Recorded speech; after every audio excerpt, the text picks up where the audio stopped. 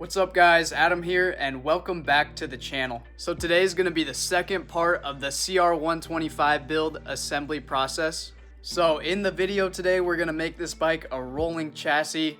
I'm not sure how far we're going to get because I'm still waiting on a few parts and I don't want to get too far ahead of myself until those parts get in. If you guys are enjoying this build or are enjoying the video, go ahead and hit that subscribe button for me, and while you're down there, hit that bell so you're notified when I'm posting. Alright guys, let's get to building this bike.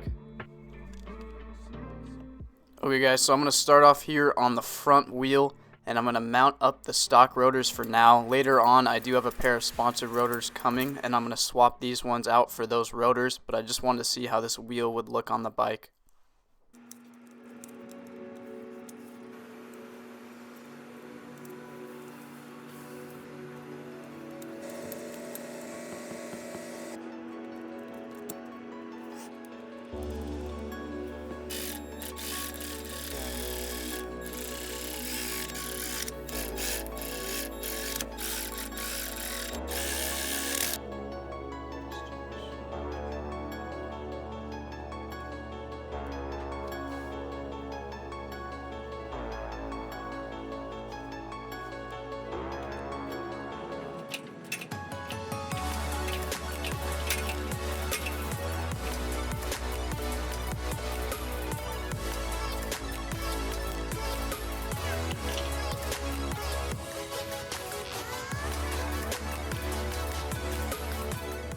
If you guys notice, I'm not torquing down some things in this video. It's because in the next video I'm going to have to take off these wheels anyways, so I'm just going to hold off to torque stuff down until then.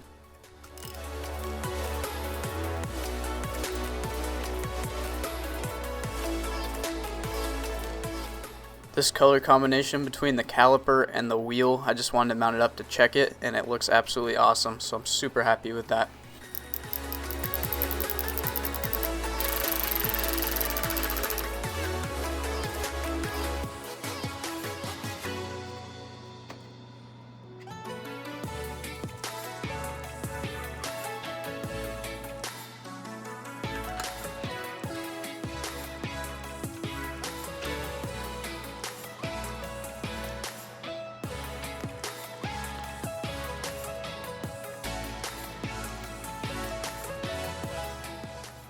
And as I'm going to install the linkage bolt that attaches the linkage to the swing arm, it's not fitting, so I'll need to remove the chain slider to get it on.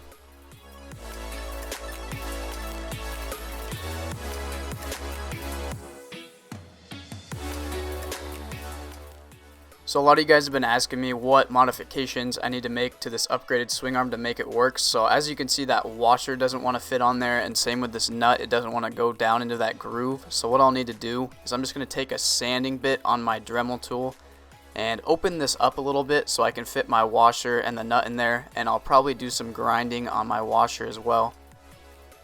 I know you guys can't see what bit I'm using on the Dremel tool here, but I'll have that down in the description for you guys with all the other tools and products if you guys want to check that out. And then I grinded it out enough to fit the nut, but the washer I'm going to have to grind too much, so I grinded down the sides of the washer, and then this nut I'll just slide in here and tighten the bolt onto it since I won't be able to spin it after it's inside the groove there.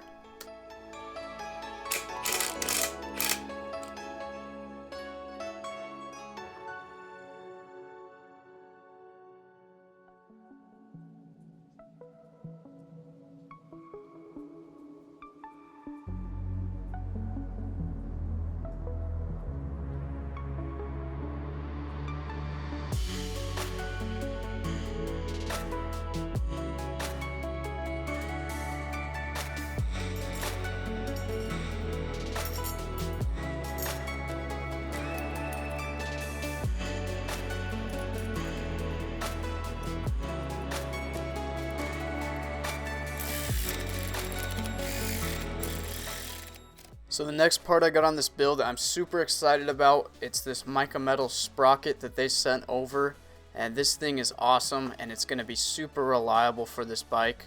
So if we look closely here, we can see that this sprocket's made out of 7075 aluminum alloy, and that is a really strong aluminum alloy that's stronger than most steels. And if you looked at these CNC machine teeth, they're actually self-cleaning, so it's going to give them a longer life, and we also have a really durable finish on here. So if you guys want to go check out Mica Metals, I'll have a link down below in the description for you guys to check them out. They make a ton of good products, not only sprockets. So in my opinion, this sprocket fits in perfectly with the color combo on this wheel, but let me know what you guys think down in the comments.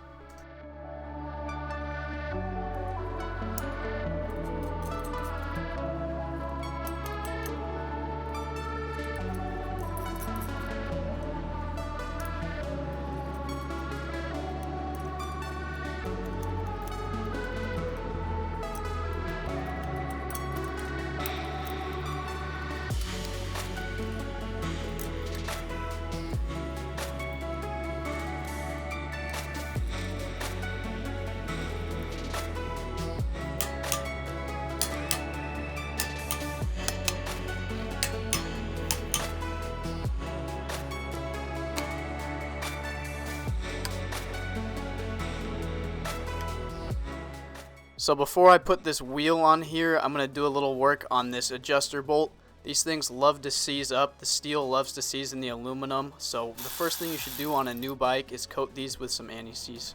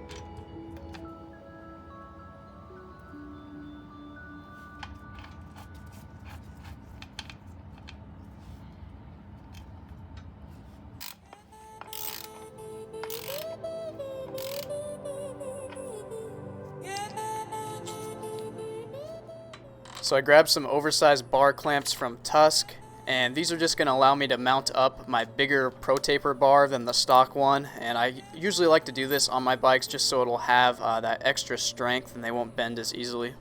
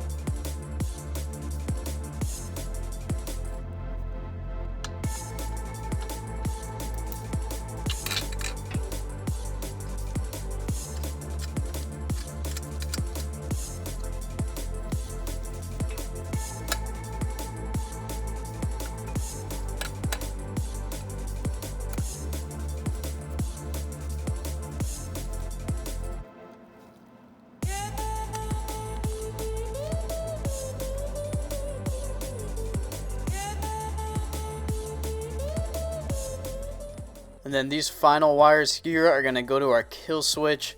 I'm not going to hook them up right now because the kill switch on this bike was broken, so I'm going to have to order in a new one. But if I leave these as an open circuit, not connected, the bike will still have spark. And it looks like we still have spark. And I picked up a nice new clean set of radiators, but I'm going to transfer over these rubber spacers from the old ones.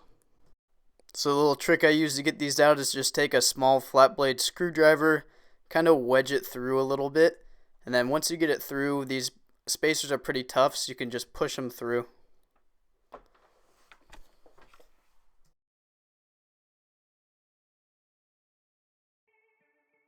Okay, and the trick for reinstalling these, I just grease them up a little bit, helps them slide in there a little bit easier.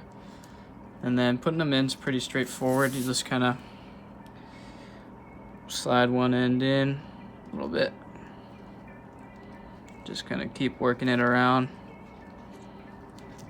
Eventually they'll pop in there. You can use a screwdriver on them if you want. They're pretty tough.